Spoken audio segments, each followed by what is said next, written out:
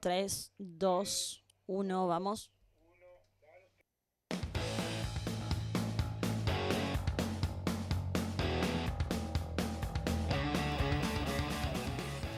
Nuevo bloque de Like a las 10, recordá seguirnos en nuestras redes sociales, @like a las 10, así nos encontrás en Instagram. Y también recordá que cada uno de nuestros contenidos, nuestras columnas y nuestras entrevistas se comparte en nuestro canal de YouTube, para que vos las puedas volver a ver y también las puedas compartir.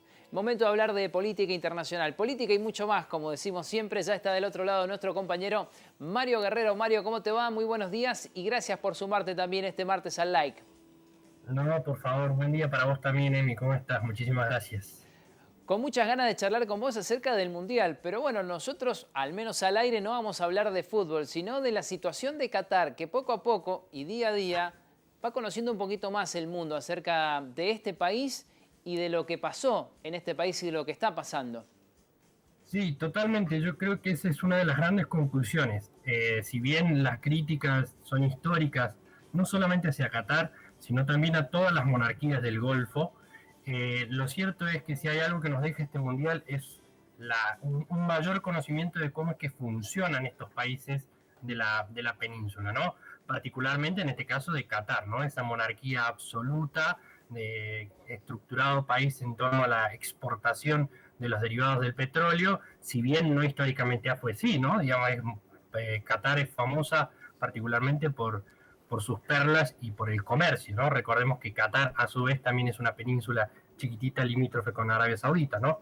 Entonces sí, la verdad que esa es una de las grandes conclusiones, más allá de los tristes números que se le están asociando, particularmente, y reinsisto en esto, no es solamente de Qatar, sino de todos los países del Golfo y particularmente los países petroleros, en donde tienen altos indicadores de muerte debido a no solamente al régimen, digamos, a los países, las cuestiones climáticas, sino también al régimen de trabajo que tienen, de trabajo forzado y todo lo que tiene que ver asociado con las grandes construcciones monumentales que ya sabemos que estos países tienen.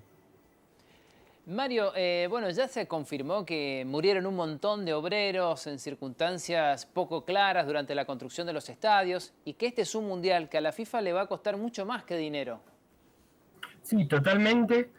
Particularmente ya el principal impacto de esto ya lo tuvo hace varios años. Si bien nosotros recordamos en el año 2015, 2014, cuando se saltó el tema del famoso FIFA Gate, que esto fue un golpe deliberado por parte de Estados Unidos respecto a ellos creían de que su candidatura a la Copa Mundial estaba garantizada, pero las acusaciones de corrupción y después se filtraron, hay no solamente informes, sino que hay un montón de series de televisión que desarrollan y cuestionan esto, ya la FIFA fue fuertemente deslegitimada y implicó que se dieran transformaciones y cambios abruptos en la jerarquía alta de la FIFA, ¿no? De ahora en más lo que viene es ver de qué manera se refrenda y se mejora la imagen de cara a las candidaturas que vienen, porque particularmente el próximo Mundial se va a hacer en Estados Unidos, entonces hay que ver cómo es que se modifican este esquema de votaciones y demás, y de transparencia, que es lo que termina siendo lo relevante en un deporte que se caracteriza y siempre se ha destacado por su popularidad, ¿no? Mario, viste que en la previa se había hablado mucho acerca de este mundial, de lo que podía o que no podía llegar a pasar. Y hay algunas cosas que están pasando, como por ejemplo la bandera. La bandera LGBT vos la sacás y te la quitan, la confiscan y vas preso. Y esto, viste que en la previa se dijo, bueno, no, tal vez sea un poquito más flexible. Y de verdad que no ha sido más flexible. No, la verdad que no. De hecho, han habido escenarios de confusión. Ajá. No sé si, por ejemplo, si han visto cómo es la bandera de Seychelles y particularmente tiene Uh-huh. todos los colores que son característicos, si bien de una distribución diferente, pero es una misma colorinche, parece un arco iris. Y ha habido situaciones en donde personas provenientes de estos países se les ha confiscado la bandera, siendo que es la bandera de su país y no tiene absolutamente nada que ver con la cuestión de LGBTQ y más, ¿no? Entonces, habla de las características bajo las cuales funcionan estas monarquías, las cuales son, insisto, monarquías absolutas que tienen regímenes de control social fuertes, los cuales no solamente tienen código de vestimenta para las mujeres, sino también para los varones.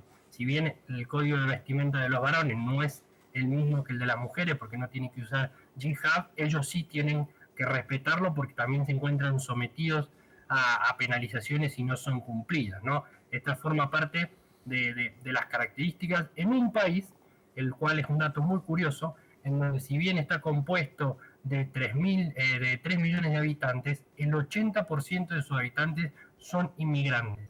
Esto significa de que en su totalidad está compuesto por personas que provienen de otros países, específicamente de países del sureste asiático, India, Nepal, Pakistán, los cuales son sometidos a regímenes de explotación y de trabajo muy indignos. Entonces da cuenta de la dinámica de funcionamiento de un país el cual debe su ostentosidad a el régimen de producción de petróleo, ¿no?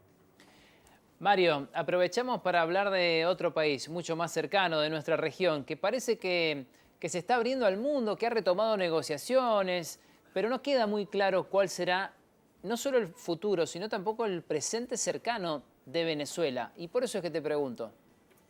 Totalmente. Ahí la gran pregunta que está dando vuelta es si se ha iniciado un proceso de transición.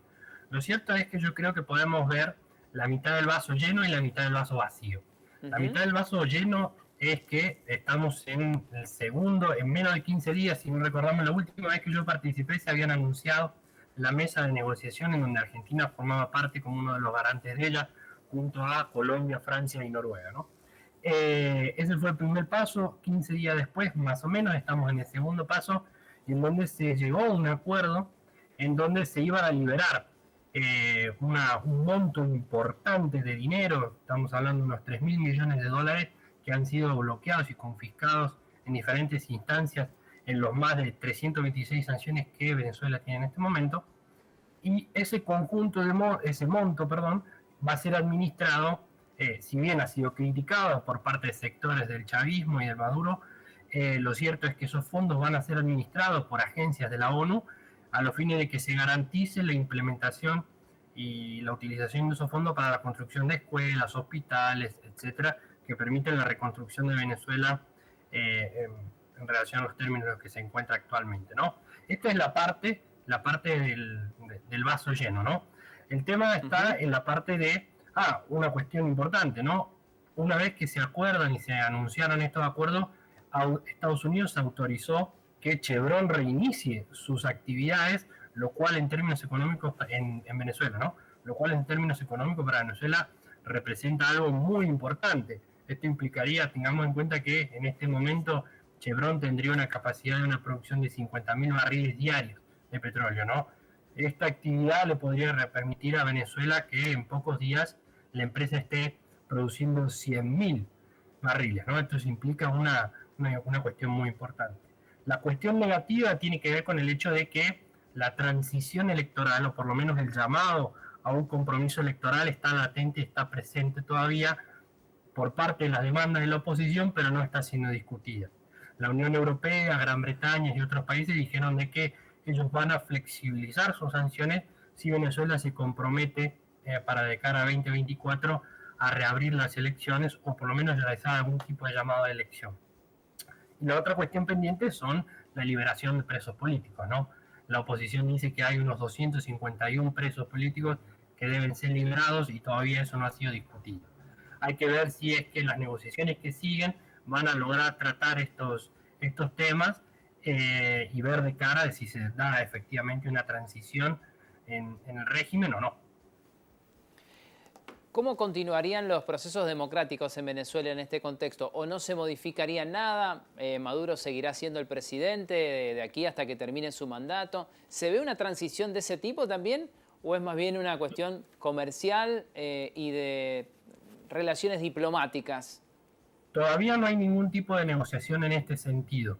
En realidad las discusiones de transición y renovación están más dentro del espacio de la oposición, porque hay un sector de la oposición en la que cree de que los cargos, o por lo menos las jerarquías que existen hacia el interior de la mesa que une a todos los diferentes actores de la oposición venezolana, hay un sector que dice que se deben renovar las autoridades porque a los fines de darle transparencia, alternancia y demás, y hay otro sector que opina de que no, porque llevar adelante un proceso de renovación de autoridades implicaría generar cambios en las personas que están llevando adelante los procesos de negociación y eso podría llegar a generar problemas de cara a las mesas que ya se están constituyendo, ¿no? Entonces, el debate de transición está dándose en la oposición y hacia el interior de la oposición. Por el momento, en lo que tiene que ver a todo el gobierno, al oficialismo, si le queremos llamar así, en Venezuela todavía no se está discutiendo. Hay que ver si es que efectivamente se llevan adelante las elecciones en el 2024, que es lo que está en el aire en este momento, pero no hay nada acordado. Bien, excelente. Mario, para terminar nuestro recorrido, ¿te parece que hablemos de nosotros, de la Argentina y tal vez un poco sobre el escenario latinoamericano después de lo que ocurrió con el BID?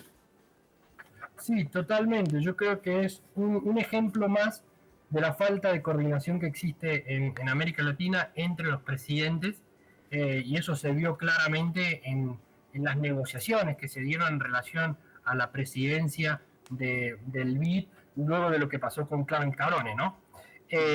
Yo creo que ahí se combinaron diferentes tendencias, ¿no? La cuestión de que hay gobiernos que están de salida, como el gobierno de Alberto Fernández, hay gobiernos que están de entrada, como es el gobierno de Lula, hay países como Estados Unidos, que luego de la experiencia de Cabrone, que fue electo casi ya de salida prácticamente de Donald Trump, no se quiso ver involucrado, entonces dijo, la fórmula que sea de consenso, nosotros la apoyamos, y tensiones de liderazgo entre países que quieren ser líderes de la región, pero no buscan o no logran construir el consenso necesario, como es el caso de México, o un liderazgo como el nuestro, que es el de Alberto Fernández, que no termina de reposicionarse. Si bien yo creo que ha tenido una serie de actividades o de decisiones, como por ejemplo la cuestión de la transición, si bien está liderada por Petro, en lo que tiene que ver con Venezuela, pero él acompañándolo,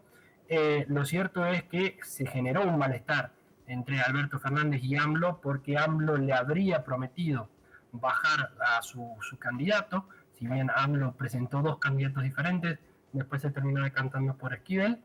Lo cierto es que esto generó una tensión por parte de Alberto Fernández, que en su estado de salud delicado amparó y logró decir de que bueno, se trataba de una cuestión de salud y no podría visitar a AMLO en los términos que estaba pautado, porque no solamente, y esto es un dato muy interesante, Alberto Fernández no solamente se iba a incorporar a las reuniones esa de la mesa de la Patria Grande, sino que también iba a formar parte de una mesa de presidentes que son los presidentes de la Alianza del Pacífico. Reunión que, ante la decisión de Alberto Fernández de no participar, la nunca confirmación de Lula de su presencia en esa mesa y la no podía, la imposibilidad de salir del país que le generó el Congreso peruano a Castillo, la mesa se terminó cerrando, el encuentro no se realizó, entonces estamos en una situación de desencuentros, un ejemplo más de descoordinación en materia de política exterior. Mario, a ver, recordame la fecha. El 1 de enero asume Lula la nueva presidencia en Brasil. ¿Cambia un poco el color de todo el subcontinente? ¿O habrá que ver qué pasa? Porque, bueno, Lula solo tampoco es que va a negociar por todo el continente, ¿no? No, obviamente que no. Yo creo que el hecho de que la región le ha estado demandando involucramiento. De hecho, Alberto Fernández le demandó involucramiento en el proceso de negociación de las candidaturas del BID a los fines de que garantizara que Brasil iba a bajar la candidatura de Goldman, pero Lula se ha visto muy reticente en asumir cualquier tipo de rol hasta que no sea presidente de Brasil. Bien. Hay que ver qué tipo de liderazgo va a buscar asumir Lula de cara a lo que se viene, siendo de que el mundo al cual se va a ver inserto no tiene absolutamente nada que ver con aquel comienzo de los 2000, en donde los 2000 era un Brasil de auge. Ahora, Lula, yo creo que por las tensiones internas en las cuales se encuentra envuelto Brasil, va a tener mucho más el ojo puesto en resolver eso y lograr acuerdos y consensos amplios que le garanticen gobernabilidad sin tener que caer o verse legitimado por los procesos de corrupción, los cuales recordemos que Lula tuvo varios durante su presidencia, pero salió victorioso en el sentido de que no perdió gobernabilidad. Hay que ver que si un mismo nivel de corrupción podrían deslegitimar al gobierno y de esa manera afectar fuertemente la gobernabilidad. Entonces yo creo que ese va a ser uno de los grandes ejes y hay que ver cómo es que se relanza la posición de Brasil en términos internacionales.